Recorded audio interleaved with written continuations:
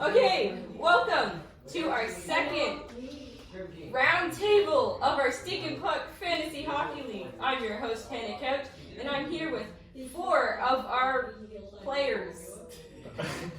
Team managers. Team managers.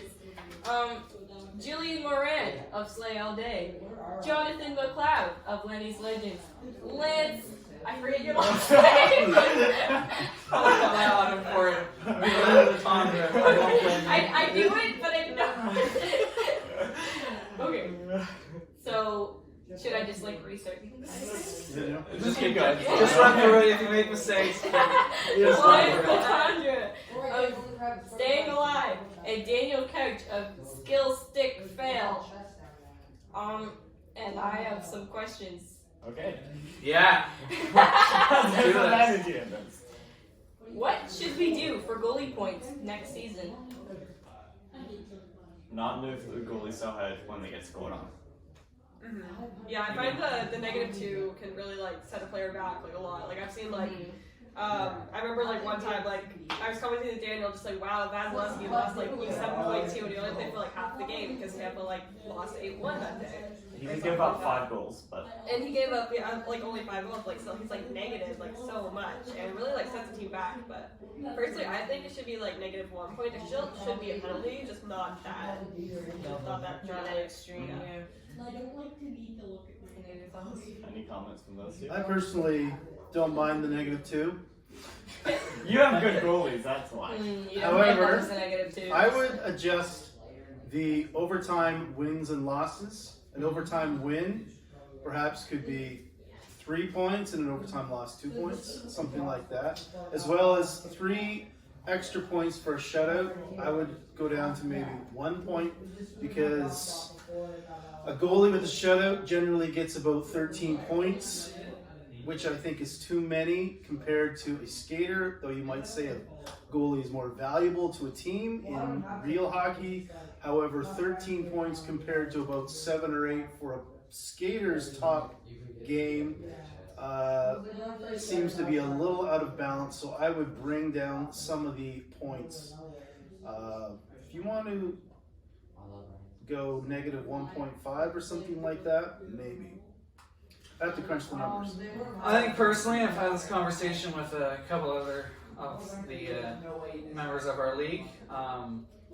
Goalies themselves are too volatile. I know my team in particular, Staying Alive, has suffered a lot from goalie performances, especially early. It's kind of what led us to our starting record of 0-8. My personal solution to it would be both a reduction in the negative points as well as a reduction in the positive points for wins. I don't think goalies should be penalized for their shutouts because shutouts don't happen every time. I think my team has 1 shutout on the year, which might say something about my goaltenders, but that's a different discussion. I don't think goalies should be getting less points for shutouts. They're incredibly valuable. Goalies don't get them all the time. But I don't think goalies should be penalized for -2 for a goal because that is just too much. But then when you get rid of half of the penalization, you should get rid of some of the points for as well. So I was thinking putting wins as only 2 points instead of 4. Mm-hmm. How many keepers should there be after next season? So this is a very interesting question, especially as league manager, given that I have to do all the things for the league, get it all set up Hey, on the self-employed. app. Yep, that is true. Not really self-employed, but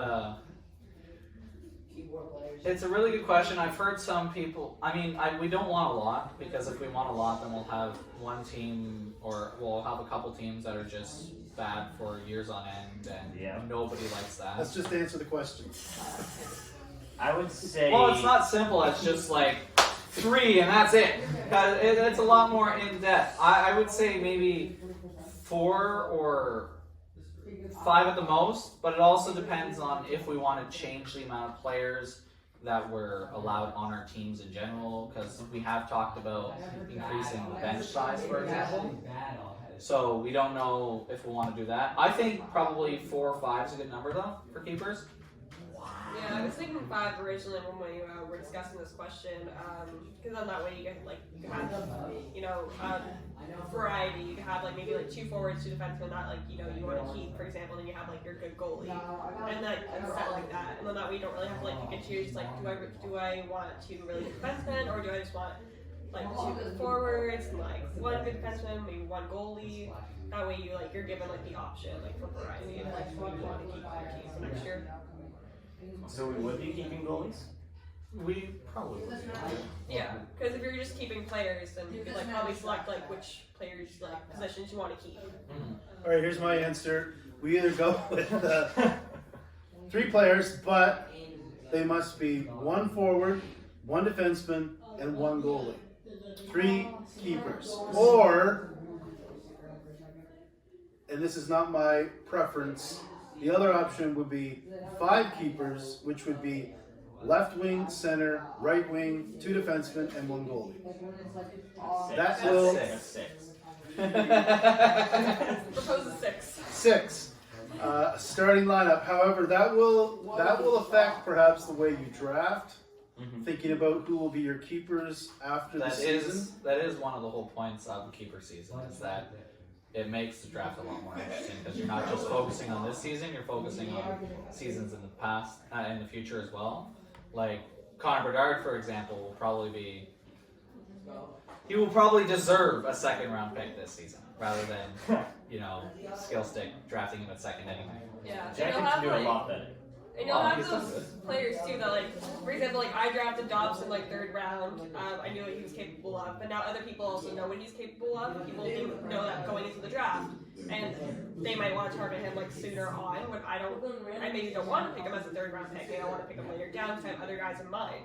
But then that way, like I know for sure that I have like my number 1 defenseman right there. He's sitting with me to the next season. Yeah. Yeah.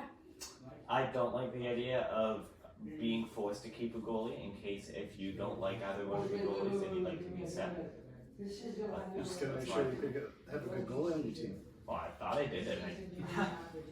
Vasilevsky's been good at times. He had a good goalie and you dropped him. Yeah. Yeah, He wasn't good when I dropped him. I'd be keeping Bobrovsky. Goalies are volatile. You Yes, don't know exactly. what will be good from And again, year could make it more interesting. if we do like for my proposal for goalie points, for example, if we make them less volatile, where they're losing less points, but they're also gaining less points, goalies won't be as worth as much when it comes to keeping.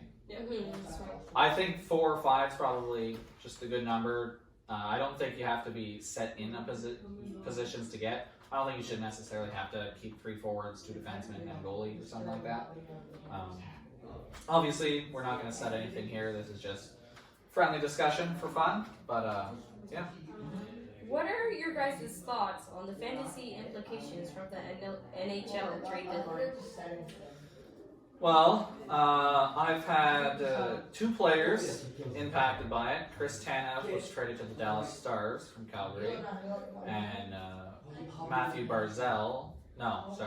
Jake Gensel, the other person in the trade, was traded to Carolina. I also picked up Bowen Byram, who was traded to Buffalo. I hope that Byram can continue doing what he did in his first game with Buffalo. Goal and assist. He was on my original drafted team, so I will be very happy if he can start producing like I had hoped he would in Colorado. Gensel, I'm a bit worried about Gensel, honestly. Pittsburgh was his home. He was playing with Crosby, and he was just a good player. But on Carolina, I've had Carolina players in the past, namely Teuvo Teravainen, and they're kind of inconsistent where there's not like the top players are always producing. They're more of a spread out depth bunch, so I don't know how Gensel will perform there, but we shall see. Tanev, I don't know what to predict with him. He's on my team for shot blocking. First game he plays in Dallas, he doesn't shot block. Second game tonight, he scores a goal, so I don't know. So basically, you don't know. I don't know about that's yeah. what I'm getting at. I mean, that's essentially what it is. I don't. I'm not super excited for Gansel. I'm excited for Byram, and I don't know about Channing. That's the gist of it. All right, I haven't gone through my lineup and double checked to see who was traded, if anyone. I'll just speak to my own favorite NHL team, which is the Edmonton Oilers. They picked up one guy who I believe is on a stick and puck roster. That would be Adam Henrique, traded to the Oilers. You would think perhaps traded to the Oilers he might get more fantasy points. However, he is going to a more talented team and he will not be getting power play minutes probably. He might be on the third line, although he started on the second line, but I see in practice he went down to the third line. Not with either Connor McDavid or Draisaitl, so his points could actually go down, fantasy points that is, going to a new team even though it is a better team. I did pick up two players just to, in case they pop off here with their new team. One of your favorite goalies. Well, I wouldn't say he's my favorite. Fredericton native, Jake Allen. Jake Allen. Going to the He's Devils. a good guy. Not the best goaltender though. Not now. We'll see if he can take. They've been just wanting someone to take that starting role. Nico Doss had a pretty good run. Maybe they'll give the net to Jake Allen. See what he can do if he could go on a run. However, not really putting much hope in him. And I have two pretty good goalies who are on teams that are winning, which is what you want in your goalie. I also picked up Casey Middlestat. Yeah. Traded to the Avalanche. Yep. He could be another situation like Adam Henrique, whereas, well, he wasn't producing many points. Was he on your team? Casey Middlestat? He was on somebody's team. I think. I don't think he's been on the I think he team only for a averaged while. 1.4, Yeah. either 1.4, He hasn't been good. 1.6. I picked him up just in case, but I mean, the Avalanche do want him on the second line, I do believe. They're replacing him with Johansson, I believe. So it could be a very good pickup. I put my interest on him as soon as that trade happened. okay. Other than that, who else was traded? There was Vitek Vanacek was traded. Yeah, trade to the Sharks. So was okay. that honestly, Vitek's been like such like a wild card for me because like I put him in my lineup 1 week and he got injured, and other times I put him in he'd lose me points. So I used to just like have him as a bench warmer, and he's been on injured reserve, not my injured reserve, but on the team's injured reserve for a while. So if he does better with the Sharks, great for him. I don't think I'll have him on my team next season. Probably won't play him much during like playoffs either, to be honest. But yeah, it'd be interesting to see the outcome because like it could go either way, really. So Noah Hannafin was traded to. I don't think he's on any team though. I don't think anyone. Yeah, he is. He's on someone's team. Maybe how is this happening? Maybe. Also, They don't change anything, so. another guy is Thomas Hurdle. Yeah, that's is he on eggs? I thought he was injured. Yeah, He was Yeah, on he ice. is, he is. I don't know if he'll come back. He probably won't make it onto a fantasy lineup. He'll come back too late, probably. I think someone still has him, doesn't No, he? he was Was he dropped? He was dropped for a little Okay. bit. All right. I kept looking at him. He kept Interesting, saying yeah. I had this. So. Fine. Who is going to win the consolation championship? That's gonna be me. Mm. I'm gonna be the best of the worst, and that stands down. We've seen in the second half of the season, the first I think 3 or 4 weeks of 2024, I went undefeated. My team's a lot better than it was when we first drafted it. I think there's no way I don't win. All right, you've heard it here. You've heard it here first. We'll do another one of these things. I will win the consolation bracket. I was wrong about the playoffs, but I will win You're this. hearing what I want to say right now. I say consolation championship will go to the Forest Hills Flames. This is an omen, a good omen for the Flames. The Flames have kept loyal to their lineup, not making many trades, not drops. I think their players will reward management. The Flames will surprise and will win the consolation championship. I think it's going to be one of the wild card teams that don't make playoffs like the very last week. So we're looking at my team, looking at Joketown, and team How's How this Is This happening? Happening. The robot team. The teams that like if they lose these next 2 weeks, they are basically into the consolation league or bracket, which. So it really just depends. Like if Depends on who makes it. I or think who if doesn't. Joketown were to make it, I think they would have a pretty good chance. Yeah, I feel like they would. I think that they would beat it out. I don't know about how this is happening, and for myself, I'd like to think that I did pretty well against the other teams, but it's really just something just up in the air, honestly. I've got a winning record on Doketown Danglers, 2-1 on the season. I beat them just last week even. In terms of Egg United, if they are the ones that happen to fall off, it'll be because I beat them again. So I will also have It's not like real hockey. You're not actually playing against that team. Besides the point. And if it's How Is This Happening, we've got an even record on the season, 1-1, so anything can happen there. But for Doketown, they're doing terrible this week, 30 points I think. Egg's putting up a fight against me, so they're always a challenge. How's This Happening, I think, is also having a bad week. Who do you think is going to win? Daniel? I'm gonna refrain from commenting on that. I'm scared of that. Skeptic fail. I do not believe it will be myself, but aside from that, I'm not too soon. Which team will be which team will be the final team eliminated from the playoffs? Okay, I'm gonna answer that first. Get in front of Lance. The team was already mentioned just a second ago. Question marks if they could even win the consolation championship. I'm going to say if they don't make the playoffs and they get into the consolation round, they will lose and be dead last. And that is How Is This Happening? Even though they have defeated Lenny's Legends twice this year, we don't know how that happened. That was a thing. Wow! They are now on a downward trend. They're sinking fast. They're going to miss the playoffs, and they're going to be eliminated immediately from the consolation bracket. You can't get eliminated immediately, actually.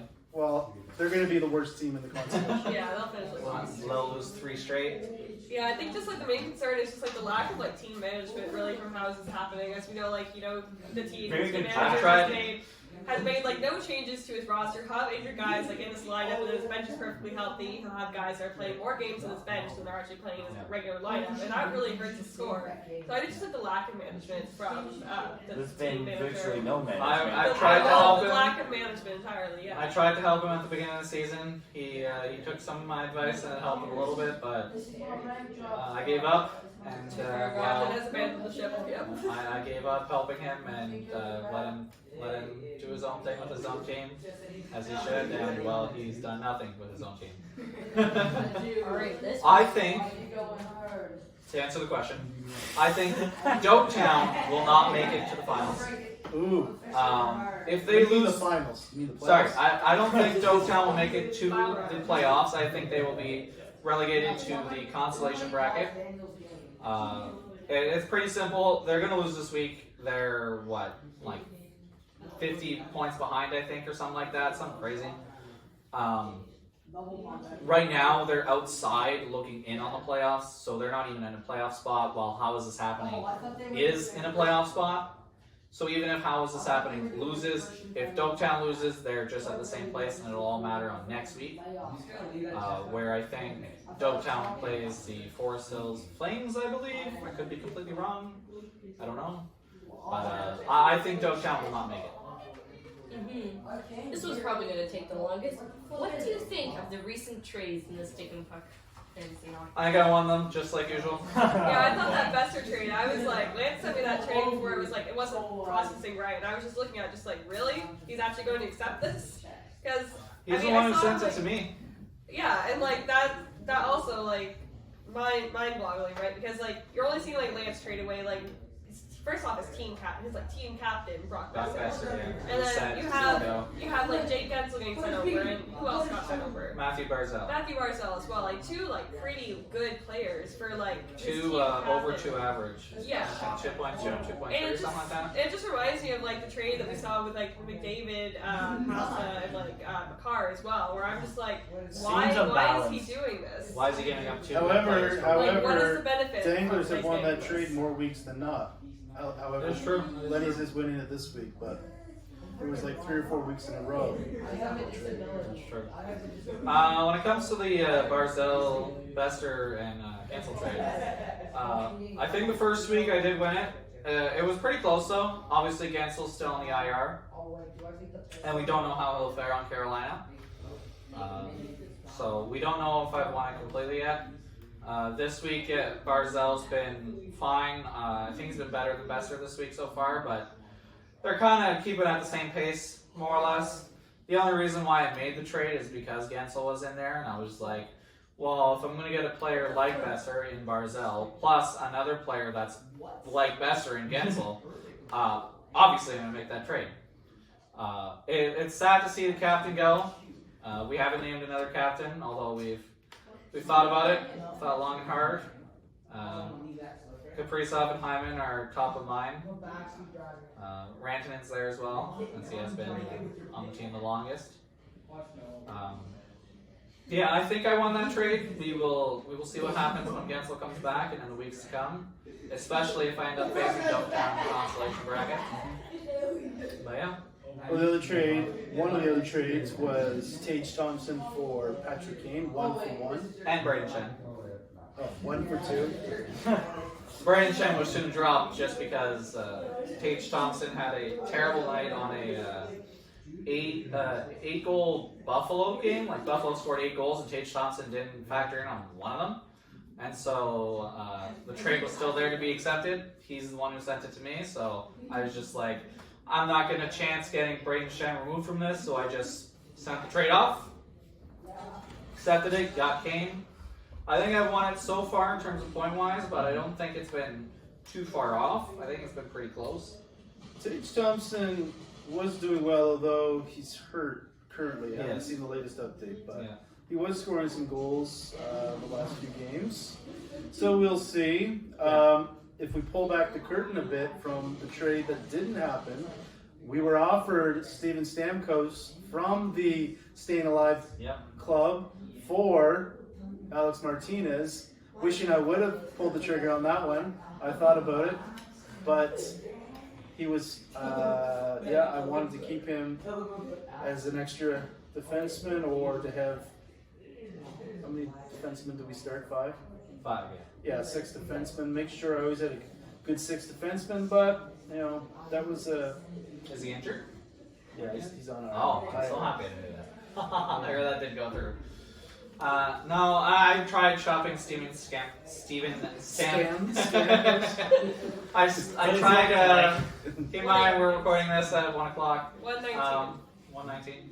I tried shopping around Steven Stamkos because I've got Braden Point and Steven Stamkos on my team. Both Lightning players who've been not the best as of late, especially Stamkos, who's been pointless in a lot of games recently. I mean, he got an assist last night on my bench, but it was just 1 assist.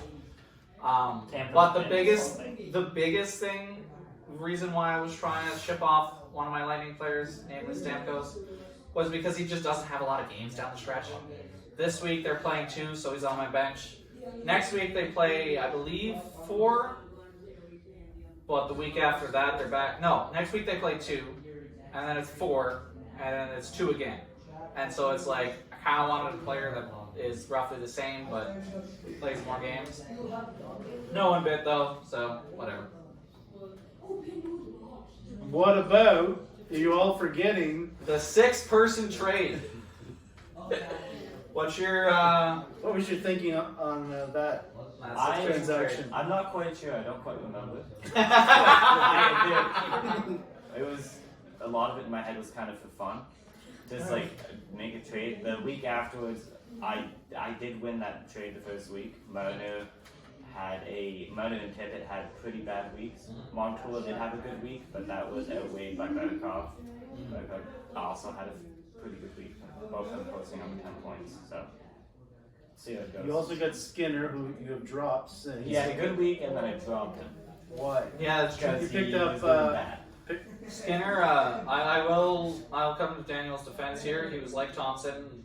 He should have been better. He was not. He's been terrible. I mean, even when it comes to Tage Thompson, I was thinking of dropping him way back because he's not been a second round pick. There's been other players that I probably could have switched him out with, but I kept him. I got Kane, and I think I'm happy with that. But yeah, I think Skinner was probably a good drop. Obviously, he has one good week, but how many will he have? I was okay sending off Tippett, even though he did get points often. He would also go long stretches where he would get under a point for the whole week. They get Sanderson, who has been a bit more consistent points-wise. Both have the same average, but he's getting that 1.9 a lot more consistently than Tippett was.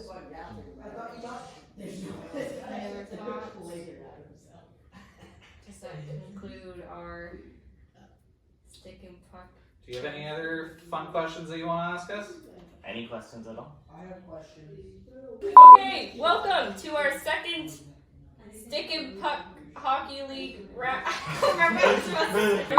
Welcome to the second stick and puck round table. Fantasy Hockey League Fan- Roundtable. Yeah. Okay, stick and puck fantasy hockey league round table.